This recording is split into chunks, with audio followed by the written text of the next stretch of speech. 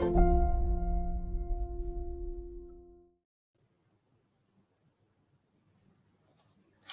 hi everyone, welcome wherever you are in the world. My name is Charlotte Russell-Green and I'm Head of Recruitment and Admissions for the MBA here at the University of Cambridge Judge Business School. I'm joined today by current student Rabana and she's going to be assisting me with the Q&A session at the end of this presentation. So just to take you through the agenda, for the next 15-20 minutes, I'm just going to be talking about what the Cambridge MBA can offer you. And then I will open the session up to questions from you. So hopefully you'll leave today with all of your questions answered, feeling energized and excited and ready to submit your MBA application. So the big money question, what is the Cambridge MBA going to deliver you? So for the next few slides, I'm going to go through what the curriculum has to offer, what the careers provision has to offer, what it's going to be like living here, and the industry links and connections that you're going to make from just being here. And of course, I'm going to cover one of the many benefits to doing the Cambridge MBA, the college experience and life at a college. But the most important thing to remember about the Cambridge MBA is that it is going to deliver change. It is going to bring change to your career. It is going to change your outlook. It is going to change your network, and it is going to change your future opportunities.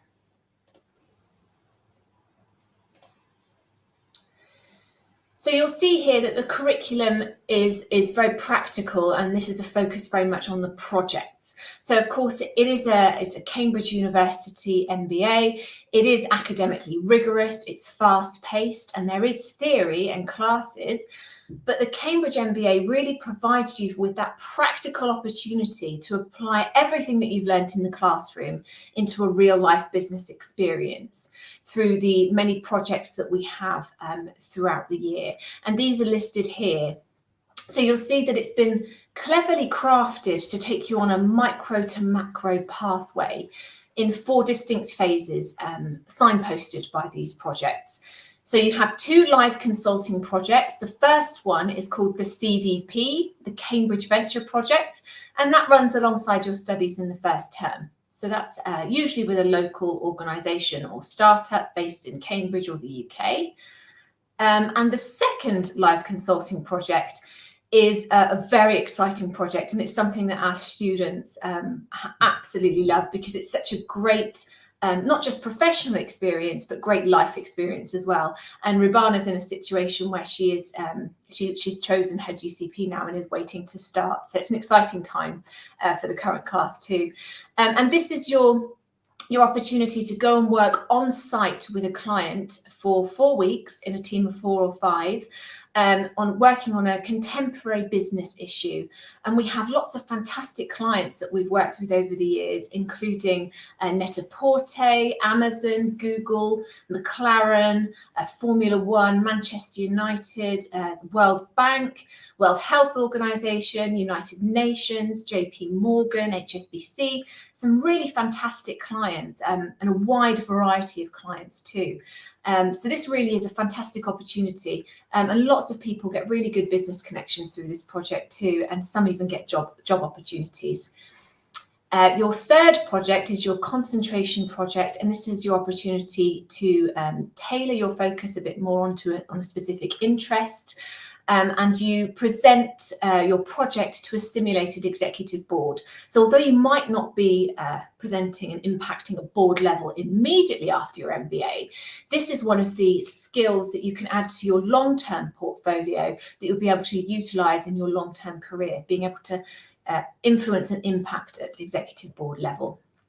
And then the fourth term is your summer term project, and lots of people choose to do internships in the summer. You can do another individual consulting project, or we also have the International Business School trip where all our students go en masse to an international city. So this year it's Berlin, and you attend lectures with guest speakers, you visit companies, meet with alumni, have networking drinks and cultural immersion activities. So there's lots of really practical things for you to do on the MBA here at Cambridge. So what are we looking for? We aren't looking for a certain type of person.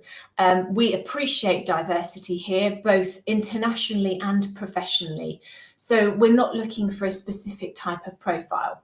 But some of the characteristics that we are looking for include having a curiosity to learn, resilience, being a team player is really important. So someone that's going to bring energy to collaboration and team learning. So of course, we're looking for smart people, dynamic people, people who can think creatively and innovatively and aren't afraid of challenging the status quo, and people who are highly motivated and ambitious and like to work hard.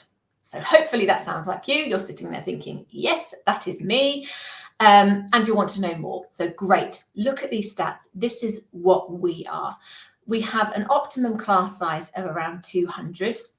We find that this really is the sweet spot for us. So it's big enough to create a broad, international, far-reaching network from the confines of your classroom, but small enough so that you build meaningful relationships with your classmates. You know, you get to know everyone, you work with everyone on the Cambridge MBA. You're all living in really close proximity to each other in Cambridge. You're not getting lost amongst the numbers, and everyone is expected to make a contribution and to bring something to the table. Diversity is vital for us. So you'll see here that we have 46 nationalities represented, which is a lot for a class of 200, and nearly 50% of the class is female. And this is something that we're really committed to. It's been part of our long-term strategy, and we've been increasing the representation of women in our class for a number of years, and it's something that we're incredibly proud of and committed to. So the averages are pretty similar every year: 6 years work experience, 29 years of age, and the average GMAT that we report is always the mean. Some schools report the median, but conveniently this year 690 is the mean and the median. So we've highlighted that for you. So I don't know if you've ever been to Cambridge. If you're lucky enough to have been to Cambridge and know a little bit about it, then brilliant. But you might not know that actually there is a phenomenon here in Cambridge, and we are actually called the Silicon Fen, which is Europe's equivalent of Silicon Valley. So you see this beautiful photo of Cambridge here. It's a really beautiful English city, just enriched with aesthetically pleasing architecture and history and tales of wonderful people who have lived here and walked the streets. Our parks have sheep and cows in them. It really is a beautiful, beautiful English city. But within 50 miles of the city centre, there is a really high density of technology, innovation and startup activity in the city. We have the highest investment per capita in Europe, which is 5 times that of London. And there really is a strong undercurrent of entrepreneurial activity happening throughout the MBA and the business school as a result. So if you're looking to go into entrepreneurship or start your own business, maybe even in the long term after the MBA, then this is a fantastic city for you to be in, because there's a lot of money and investment floating around. So you're probably thinking, what about the careers provision, right? Okay, I know all about the curriculum, but the reason I'm looking to do my MBA is to bring change and progress to my career. You know, it's a big investment in yourself, and you want to make sure that you get a good ROI on it. So we are incredibly proud of these stats that we have in our employment report. And if you are an analytical person and you love looking at stuff like this, then please do go on our website and look at the employment report, because there is a lot of data there that you can drill down into to work out whether the programme aligns with your goals and what you can achieve by being here. So 91% of our class are employed 3 months out after the MBA. So that's not even job offer, that is employed 3 months out, which is a fantastic stat. And it's consistent every year. It's always around the 90% mark. You'll see that I talked about the Cambridge MBA bringing change. It really does bring change. So 98% of our class switched function, location or industry during their time on the MBA programme. And nearly half of the class achieved the triple jump and achieved all 3. So they switched function, industry and location. which when you sit there and think about it is an incredibly challenging thing to do, but nearly half of the class were able to achieve this on the Cambridge MBA. So we're incredibly proud of these stats. And on the next slide, hopefully you will recognise some of these companies here. These are the top recruiters from our Cambridge MBA class every year. So a wide variety of industries represented there, and hopefully some of these are of interest to you. So how do our students achieve such outstanding career results? So the class size that we have, the sweet spot that I talked about, 200 people, really allows for our careers team to work with you on a very personalised basis and to work with you on crafting your careers journey and building that careers journey based on what your goals and motivations are. And they're able to signpost you to the relevant careers events, whether it's workshops, one-to-one coaching sessions, whether it's a session with an external careers coach, whether it's one of the personal development workshops, or any of the many resources that we have available. So it's that real personalized, tailored experience based on your motivation and goals, which allows you to craft that careers journey and make it the most suitable and beneficial to you, to helping you achieve your goals. And then, of course, we have extracurricular activities that supplement these careers provisions, such as the student interest groups and the treks that our students organise. So I'm going to let our students and alums do the talking now by showing you a video on college life, because they really can tell you much more about college life than I can. College experience at Cambridge has been really unique because it gives you a second family to your MBA family.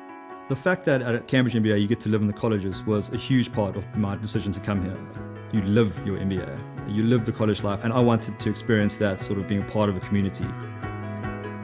The Cambridge culture is very much international, but then the Cambridge experience captures the quintessential part of what being in England is about. It offers this whole other dimension that you don't get anywhere else. So I think for me it's important not just to learn the MBA type skills, it's also important to have that full-on educational experience of being in a world-class university. You can cycle everywhere, you can go punting, you see the colleges from the back of the river, and it's just amazing. You feel part of the history. You come off the plane with a lot of baggage, and you walk in the front door of this college, and there's the Porter's Lodge, and I'm not even sure what that even means in Australia, but you get there and it's this sort of traditional old college next to the river, and you walk around the gardens and you see the lovely punting on the river and the bridges and the island, and it's pretty magical. And I think that the nerves quickly go away and it becomes a pretty enjoyable place to be. What surprised me was the level of interaction and the support that I get from the college right from the first day that I entered Cambridge. I mean, they helped me setting up my accommodation, they helped me, linking up with the alumni, which has been fantastic. They're really, really keen on your experience and giving you the support whatever you need. There's also a lot of formal halls, a lot of dinners they have here, so again, it's an interesting experience as well for a lot of people in the class. And even just the social events. So a lot of Friday, Saturday nights, Darwin puts on a lot of events, dances, whether it's yoga classes or salsa dancing, or just kind of nights at the bar. There's a lot of really fun things to get involved in. I went and joined the rowing team the first day I got here. That's a very Cambridge thing to do. So I went out, pretty much 3 or 4 times a week, 6 a.m. in the morning, freezing cold, rain, snow, any type of weather. So that was a really good experience and a pretty challenging one, and very rewarding in the end. For those less sporty, we had the Wine and Cheese Society, which was great fun. We had the Historical Society, which was great. And then my favorite society was one called the Hat Club, where they had sort of PhDs come in and talk about their degrees and and their dissertations, that kind of thing. And just sparked a lot of really good debates. So there's something for everyone here, really. So most of us choose this MBA, Jazz Business School, also because it's part of the wider university experience. You can interact with a lot of people from different departments. These people have come from across all disciplines. So they could be a nuclear physicist, they could be artists, they could be studying biogenetics. And I think that adds a variety and depth to the MBA experience, which none of my other friends in other institutions have. And I think you graduate with more than just business students. You graduate with a plethora of knowledge across all disciplines. And I think that's what's truly made my college experience really unique. You live with the friends, you study with the friends, you work with the friends, you play with the friends. So the MBA and the college are completely entwined. And together that makes this incredible Cambridge experience. I think everything just encapsulated in one word would just simply be magical.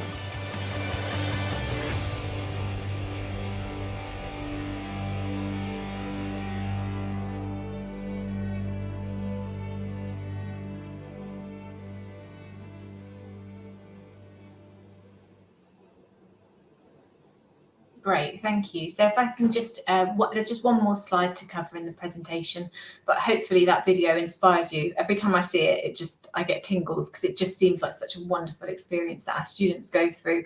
And I think they really do speak of it brilliantly. And also Cheese and Wine Society sounds like my kind of society. I don't know who else that resonated with. Okay, so hopefully you're now in a situation where you're feeling excited about submitting your application. So I'm just going to cover a few points on this. We still have 2 application rounds left for starting in September, and the final deadline is the 22nd of May. So you've got a bit of time to submit your application. A couple of things that differentiate us: we accept both the GMAT and the GRE. Accept both. We don't have a preference for either, so either is fine. We only require 1 reference, and it has to be a professional reference from someone that's known you in a supervisory role.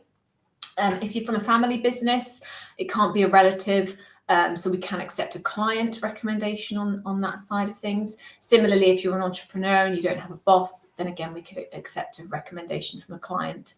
And the English language requirement, we have quite a specific language policy at the University of Cambridge. So please do have a look on our website and check out the policy there and make sure that you're prepared with a TOEFL or IELTS if needed.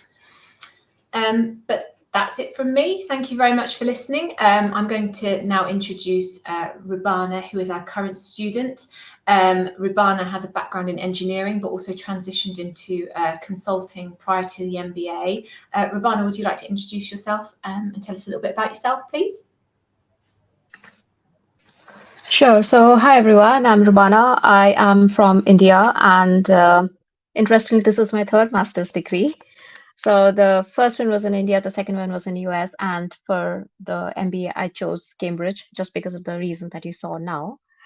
Prior to coming to Cambridge, I was an engineer in the oil and gas industry, and then I moved on as a senior consultant in a software company around the field of astrophysics. And then I realized that I kind of hit the ceiling, and I wanted a broader range of experiences under my belt to attain whatever I want to attain in the remainder of my career. And Cambridge seemed like an amazing experience, partly because UK as a country I had never been to, so I wanted to be there. And the collegiate experience is something that attracted me a lot. I wanted to understand a bit more about how it all works, how the business school, the college, and the wider University of Cambridge all fits together. And the cohort size, the nationalities, 46 nationalities is actually a lot. And so you get all kind of people to work with, and the business school does a really great job in the terms that the kind of teams they form while you're working on the various projects, it actually brings together people from all kind of different backgrounds and everything. So here I am towards the end of the Lent term. So yeah, the terms over here have pretty fancy names too. So it's Michaelmas, Lent, Easter, and summer. So I'm at the end of the Lent term and have my exams next week. Yeah, so thank you for joining us, because I understand there's also an essay due tomorrow as well. So I do appreciate you joining us today, Rubana, because I know that time is tight for you right now and things are extremely busy. So I'm going to open the session up to questions. So if anyone does have any questions, can you please pop them in the comments box? The question time really is for those general questions, ideally. So anything specific to you and to your profile might not necessarily be appropriate for this session, but something general that we can answer that's going to be relevant and useful to everybody, that would be great. So please go ahead and do ask your questions, and I will go through and we'll try and answer as many as we can. So we've got a question from Vrushal. Are on-campus recruitment events arranged for consulting companies? So the recruitment events, the careers recruitment events, are they on campus or are they virtual?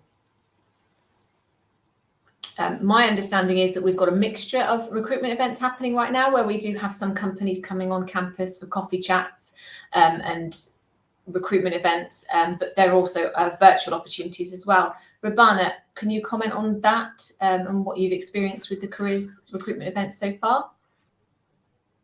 Yeah, sure. So, I mean, I think it's a post-pandemic phenomenon that some of the companies do hold recruitment events virtually, but like companies such as McKinsey, they came to the campus, BCG and Bain held virtual events. But the other thing to note over here is that it's not just the recruitment presentation, but then there are Q&A sessions also held based on the geography of interest that you want to apply into the company. So, for example, there'll be various events held for the EMEA geography or the APAC and things like that. So, and it's a mixture of both virtual as well as in-person events, and you have to register for the events, and they are arranged by the careers office themselves. Great, thank you. We have a question from Kiran. Do we have on-campus recruiters looking for manufacturing or mechanical engineering background candidates? Most of my experience 9+.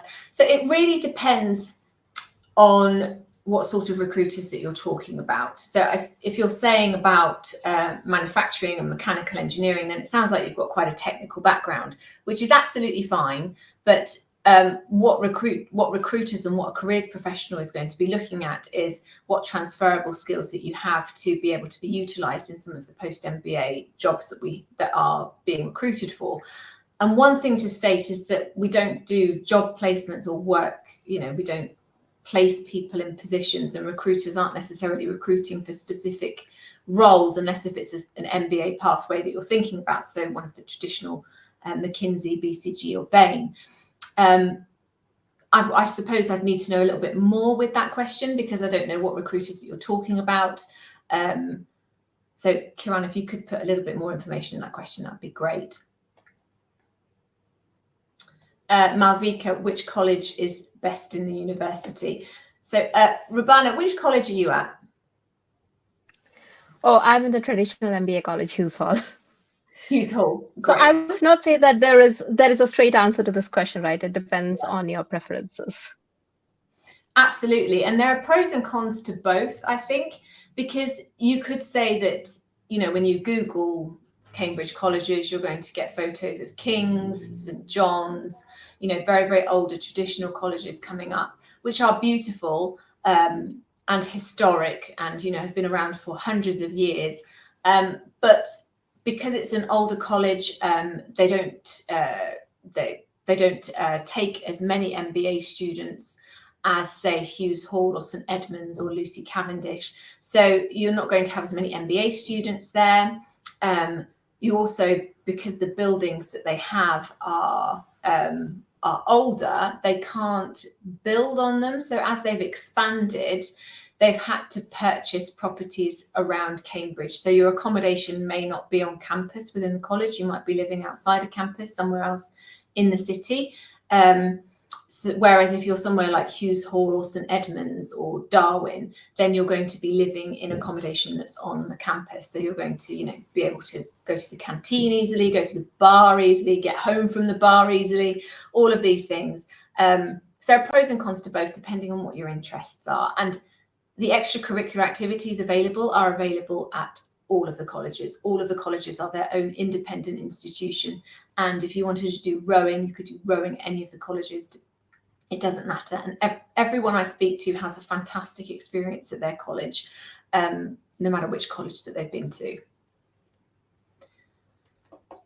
Can international candidates with a low GMAT apply after round 1 and 2? My understanding is that international should apply to round 1 and 2 to maximise. So that's a good question. That's usually relevant to the traditional US programs. So the big US programs like your Harvards and your Whartons, they have 2 large application rounds in rounds 1 and 2 where they fill up most of their class, and then the rest of the year goes to waitlist automatically. That's not the case with European MBAs. We take people from all rounds.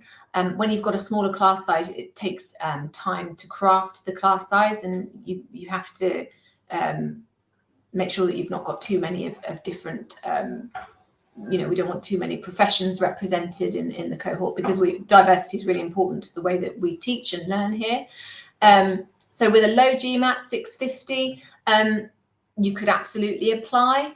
It also depends on what your undergraduate academic score is as well, because we take a very holistic approach to reviewing applications and profiles. So if you've got a high undergraduate degree score, went to a good university, then a 650 GMAT should be okay with your application. But if you don't meet the requirement with your undergraduate score, then we would say improve your GMAT, just to push up your academic profile on that side.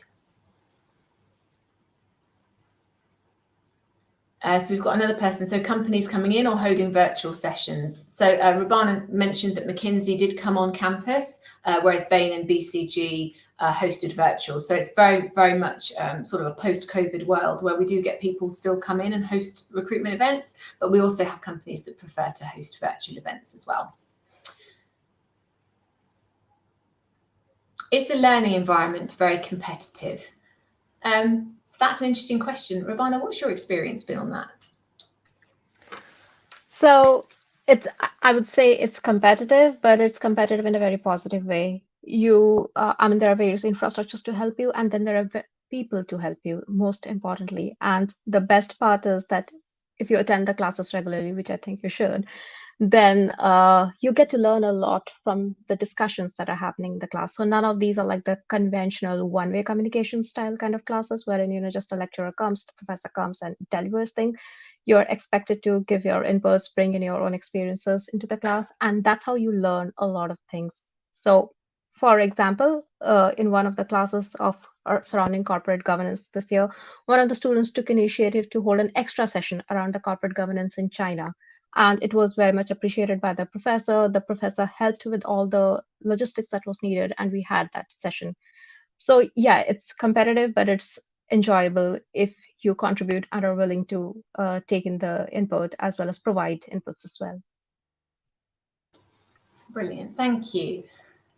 Do we accept GRE scores? Yes, we absolutely do. We accept both the GMAT and the GRE, and we don't have a preference for either. So take which test you find is the most suitable to you and gives you the best score, and submit that one. What should we do if we are from a very common background like software engineer? Should I try to switch to a product role? This is a good question. I mean, I'm not a careers coach, but we do get asked this a lot, and I do consult with the careers team and the careers coaches that we have on a regular basis to make sure that everything is aligned with what we do. And if you do have a very technical background, there's nothing wrong with that at all. We have engineers like Rubana. There's nothing wrong with that. But if you are able before the MBA to transition into a role that is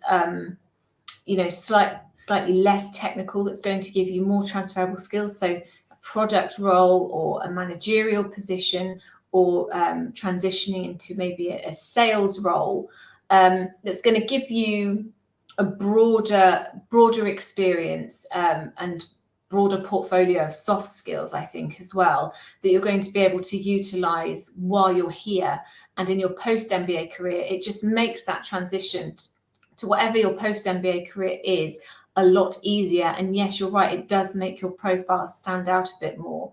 But again, it's not just going to be a benefit for your MBA application, it's going to be a benefit for your post-MBA career as well. So don't necessarily just look at it from a, got to make my MBA application look good. Look at it from I want to make my long-term career aspirations more achievable. This is a step towards this career goal.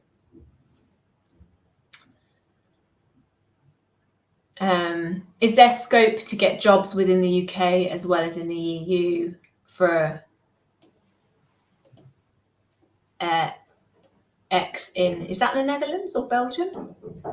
Not 100% sure what the Is that Netherlands? NL, Netherlands? Sorry, I'm so sorry. But yeah, there absolutely is scope to get jobs within the UK.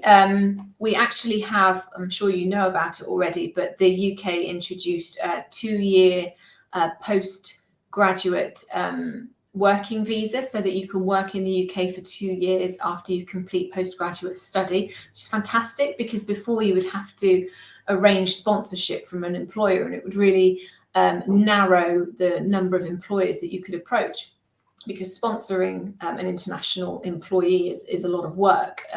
So only certain companies do it. But this has really opened up the pool of employers that you can work for in the UK. And it gives you that time to get yourself in a position where you can then be, working towards citizenship, or, organising sponsorship from an employer. And it gives you that opportunity to stay here a bit longer to get that sorted, because before that it was, 3-6 months that you had. So yeah, there's opportunity to work within the UK, and we do have students go and work in the EU as well after the MBA too. But it's obviously a lot of that is going to be, you're going to need to do a lot of networking to kind of put yourself out there in the European market. Are international applicants with good entrepreneurship, academic and social track record considered in rounds 5 onwards if they have a 680 plus GMAT score? So again, a question about applying later in the year. Absolutely. Yeah, I think it doesn't matter what time of year that you apply. If you have a good solid application and a good profile, then you will be invited to interview, and if successful, then subsequently offered a place. So I would say don't feel anxious about it being later in the year.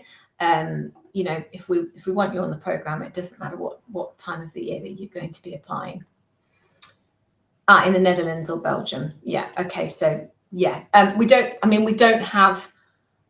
have a class of 200, so we don't have massive numbers going to the Netherlands or Belgium. But if that is an aim for you, if you're thinking about specific companies based out of there, then that's something that you would then work with the careers team to kind of craft your journey based on that. So that's one of the benefits that I talked about in one of the previous slides with the sort of personalized experience with the careers team, is that depending on your goals and motivations, they can signpost you to the relevant resources to assist you on that careers journey, and that can be your focus with your careers provision.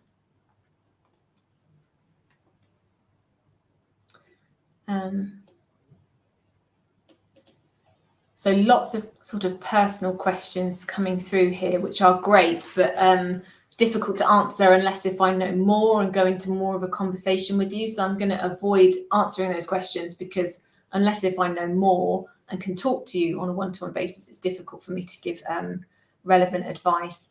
Does the firm prestige matter? If I switch, I see people usually get placed at smaller startups first without an MBA in my country, switch to product.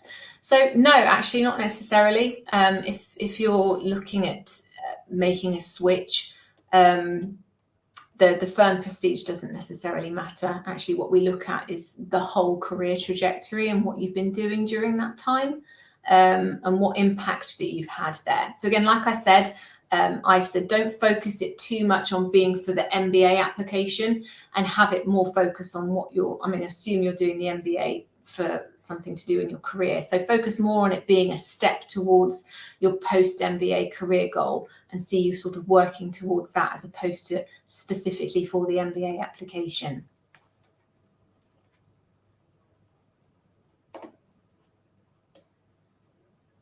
I'm just trying to think.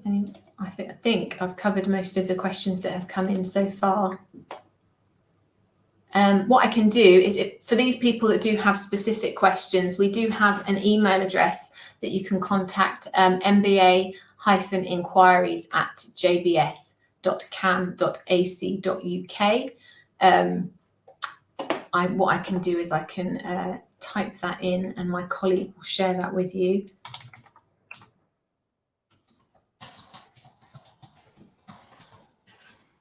Make sure I spell it right, otherwise that will be a lot of email bounces for you, won't it? MBA inquiries, there we go, lovely. My colleague will share that with you now in the comments.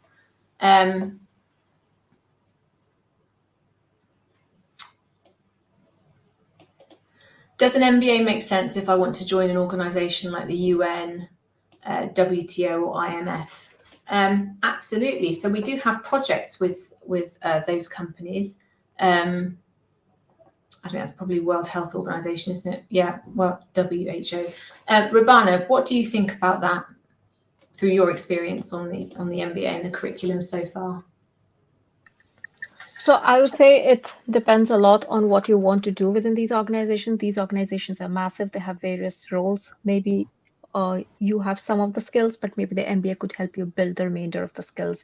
And it definitely helps to be in a cohort. I mean, you will find people who are from the social impact background or who want to go to the social impact background, and therefore you could network with the right kind of people. There are professors over here who have been involved in various social impact projects as well, with whom you can network and kind of find your way, kind of charter your own path.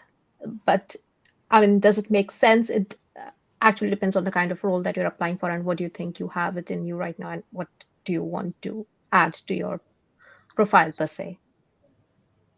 Absolutely. Yeah, thank you for that. And we do have projects, like I said, we have projects with the UN and the World Health Organization, so GCP, for example. So if that was of interest to you, then that, you know, you would apply for one of those projects during your time on the MBA. And again, if that's your goal, if that is your motivation and your interest, then that is something that you would have to prioritize when you're working with the careers team and really craft your careers journey towards that. There'd be a lot of networking as well. So actually something that's really interesting is that something like 60 to 70% of MBA job opportunities aren't even posted on job sites. So a lot of these job offers are coming out of networking and activating your network and conducting informational interviews and really doing that hard graft to get to know people in the industries that you're looking to work in. So you can't really network enough on the MBA or even prior to the MBA as well. So something that I do tell people that you can do now is find people on LinkedIn doing the jobs that you want to do. And just reach out to these people. Don't mention job opportunities. This is an information and connecting exercise. So you reach out to these people, you kind of ask if you can just speak to them for 5-10 minutes, ask them some questions. You're really interested in their job and you just love to hear about how they got there and what they're up to. Because doing this, you're information gathering, so you're picking up jargon so that when you come to the MBA and you're speaking to some of these clients, you already sound a little bit like you're within the industry, but you're also making connections with people as well, just beyond that LinkedIn connection. You're actually speaking to people that you can then keep in touch with and update and kind of keep within the loop, and you kind of build this spiderweb network out.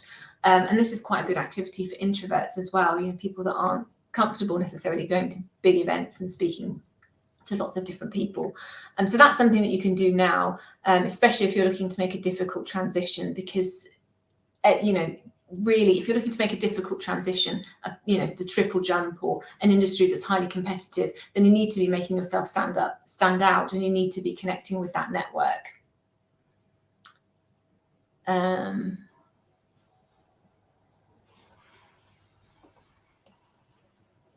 Are volunteering experiences necessary to have on my profile to make my application a strong contender? So we do look at extracurricular activities, absolutely. But what we look at in this in particular is, has someone led an activity? Has someone taken a leadership position or led an initiative or expanded something in a way?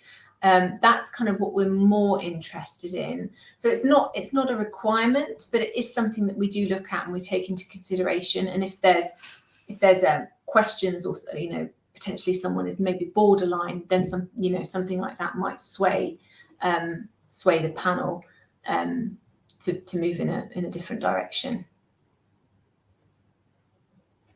So Rubana, I'd like to ask you a question. What has been your most surprising experience whilst being on the Cambridge MBA so far?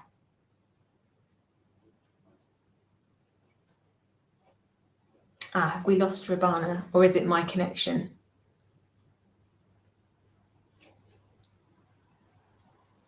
Can everyone see and hear me okay? So,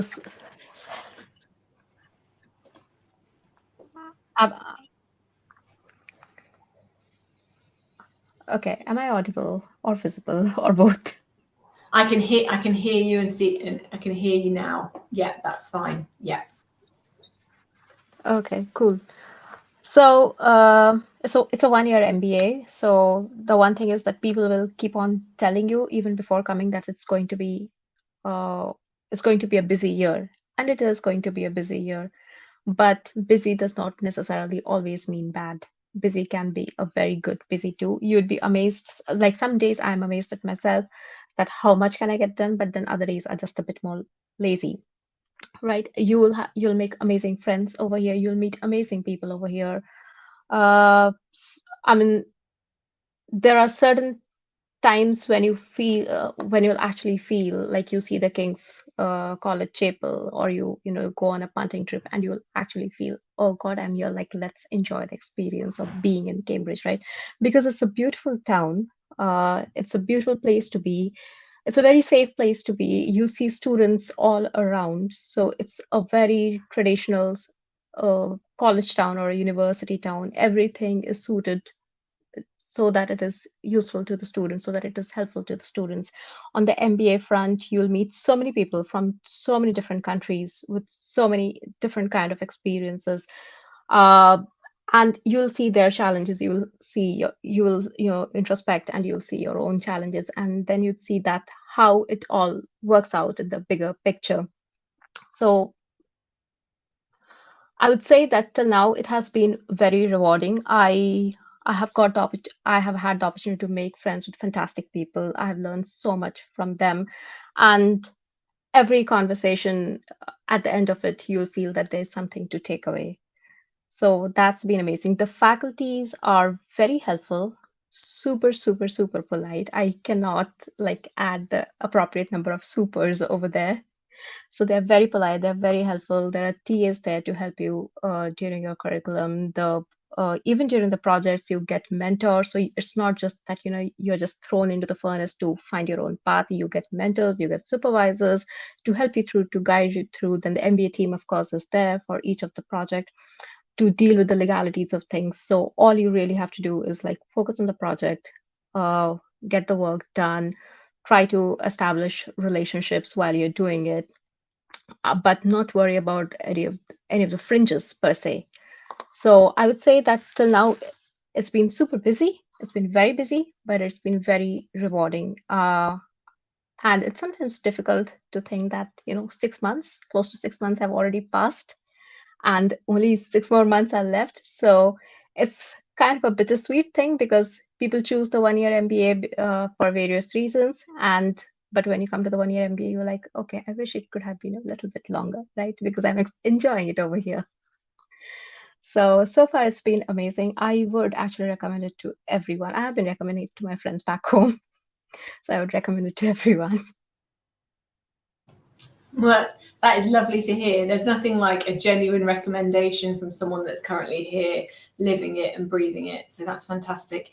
And I love what you said, Rubana, about the faculty as well, because we do talk about collaboration a lot, because it is a core value here. And other places may talk about collaboration too, but genuinely here it's so collaborative, and the faculty are not absent. They are present, they are there, they are open to having conversations and connecting, and there really is a strong collaborative, close-knit vibe, I think, at the Judge Business School, that I think if you can visit as well, if you can come to Cambridge and visit the business school or attend one of our open days on campus, then I highly recommend it, because there really is an atmosphere here that you can only really experience, because I talk about it all the time, but to be able to experience it and see it, I think is really an eye-opening opportunity. Would a career gap have an impact? Sorry, questions just come in. Would a career gap have an impact if they have rich work experience and have achieved the average admission. So what I say about anyone asking a question where they're worried that an aspect of their application might be a concern, there is a section in the application. It says something like additional information or other information, and it's blank, and it just says anything else to support your application, put here. And I would say address any concerns. So if you have a GMAT that you don't think reflects your academic ability, if there is a reason why you didn't perform as well in your undergraduate degree, or if there are any career gaps that are significant enough for us to know about, then just address it in that section. It's so much better if we know the reasons why these things happen, because then we can put this in the case towards putting you forward for an interview. If we don't know, then we look at an application and we think, oh, well, blah, blah, blah, blah, blah. But if we know that there was a reason for that, then it helps us put a case together for putting you through to interview. So any queries or questions in your application that you think might need explanation, then please do explain them and put that in that section.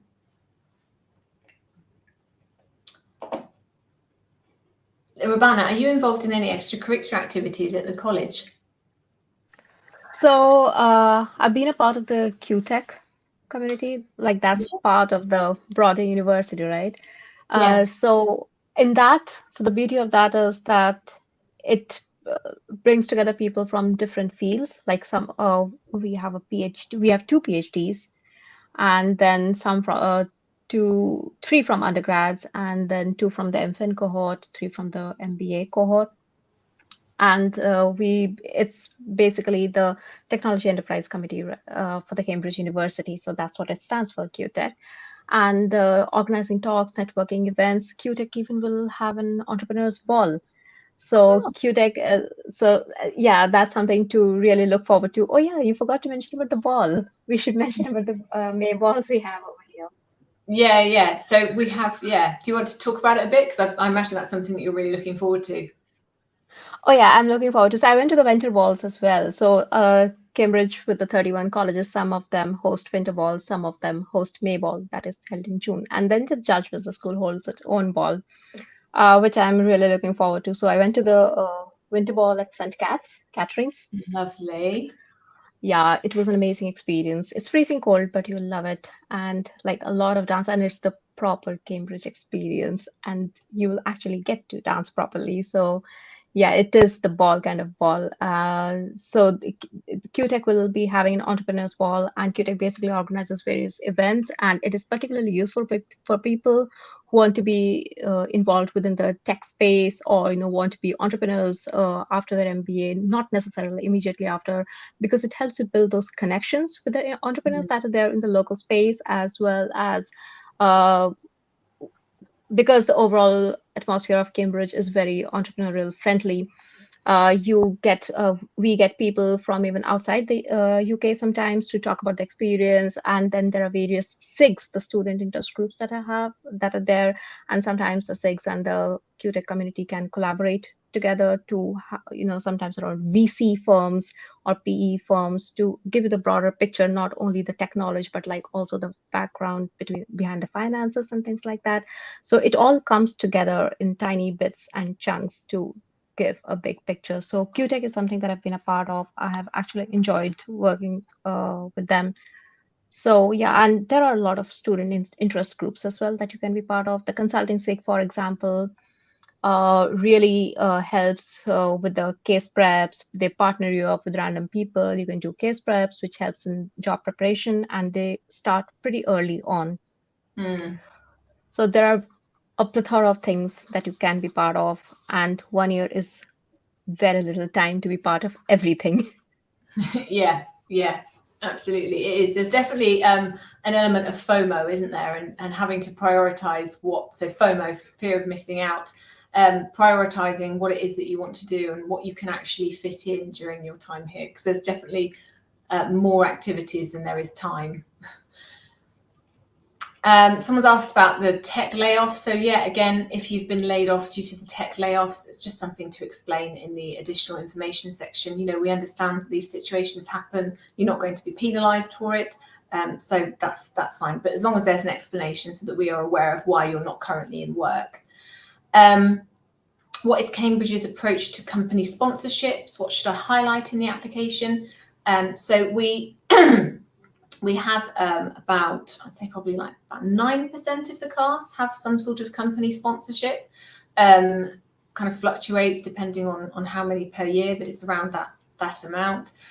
So yeah, we do accept people who are sponsored by their company. I suppose one of the things to highlight would be what's the application process for that sponsorship at your company, because from what I understand, a lot of the process to get that company sponsorship is quite competitive. So if it is highly competitive, then highlight that in your application, because we obviously want to know that, because you've been chosen amongst however many applicants for that sponsorship. Also, what it is that your company wants you to do when you come back. What is it that will then from the Cambridge MBA is going to benefit you for your career after you return to your company, and how that's going to align. So that would be useful, please, Carlo. Question about, is there a limit on how many students we take from a particular country or community, especially if it's late in the application process? So yes, there's no hard or fast rule to this, because we want the class to be diverse. We don't want it to be overrepresented with a specific profession or nationality, because it takes away from that diversity. But we also, like I said, if you are the right fit and we want you on the programme, then we will make you an offer. But we try not to let a representation of a specific nationality go above 20%, because that would obviously impact the dynamic of the class. When you've got 200, it can impact the dynamic of the class. But there's no hard, it's difficult. I understand why you're asking, because I know that the vibe I'm getting is that people are wondering whether to submit now, late in the year for September, or submit early in the year next year for the following year. So I understand why you're asking. But what I would say is that if you're right for the programme and we want you here, then I would submit your application. If you've got a strong application now, then submit your application. And if we want you, if you're a strong candidate, then you will be invited to interview. But you also, of course, have to make that judgment yourself. Okay, so we've got 3 more minutes if there are any final questions.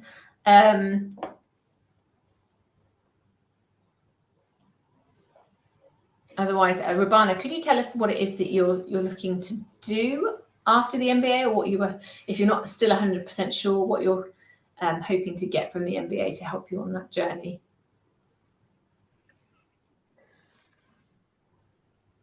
Okay, so the most important, am I audible and visible? I see the screen flicker sometimes. So one of the most important things is that we can come with a very strong mindset of, this is what I want to do. This is the 5-year plan, this is a 10-year plan. But the other thing is that you need to be open to changes. I realized that after I came here, because the thing is that I have had experience in the tech domain, so I was very sure that I want to be in the tech domain.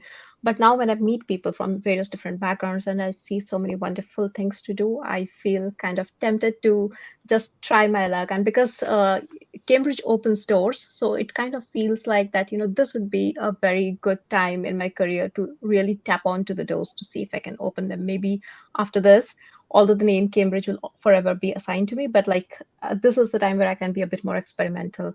So although I came with a very strong mindset that I would like to be in the tech industry and tech industry alone, I am kind of pivoting towards looking for opportunities in the consulting domain as well. Once you get to do the case practices, I feel that I enjoy doing them. So because I felt that, okay, if this is like the smaller version of the job that I'm doing, the case preps themselves, then maybe I would actually enjoy consulting. So I'm trying my hands there as well. If I have to be very honest, I'm not very fixated on, one particular domain or one particular industry right now. And I think that's how I'm working right now. It works for me. Maybe it is not for everybody. They like things in a fixed way or something. But for me, it's working because I just get to try various things which probably never again or never before I've had the opportunity to try. So I would just say that if you're someone very goal oriented, you know exactly what you want to do, good for you. But if not, there's nothing to be scared of as well. There are so many things that you can try, and there are so many people to help you try them, not just from the professors or from the networks you build. Even people in your cohort who come from that industry, they will be willing to lend you a helping hand. So I'm just open to opportunities. I'm not really fixated on anything. Amazing, thank you. I'm so glad that you actually touched on that, because I agree that even people, I think, that come with a specific goal, they think, right, that's it, that is my MBA career pathway.